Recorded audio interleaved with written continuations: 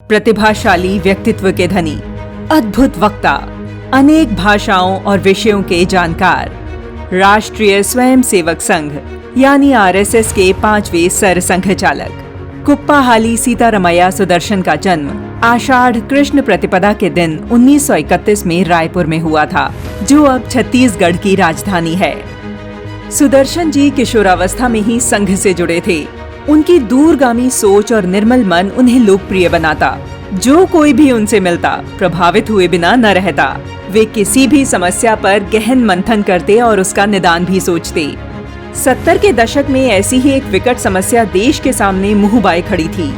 वह था पूर्वी पाकिस्तान में हो रहे प्रदर्शन अवश्य पाकिस्तान में हो रहे थे, परंतु उस हिस्से में हो रही हिंसा से परेशान बड़ी संख्या में लोग पूर्वी पाकिस्तान से सटे भारत के इलाकों में प्रवेश कर रहे थे, जिससे पश्चिम बंगाल,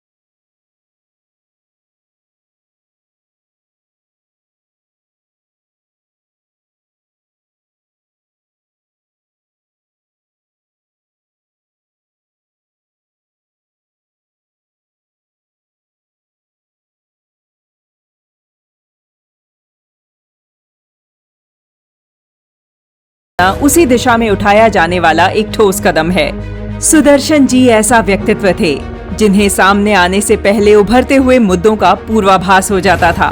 1977 में जब पूर्वोत्तर भारत में प्रांत प्रचारक के रूप में सेवा कार्य कर रहे थे, तब उन्होंने इस बात का अनुभव किया कि स्वतंत्रता के पश्चात पूर्वोत्तर के राज्य राष्ट्र से कुछ कट गए हैं, जिसका मूल कारण है उपेक्षा।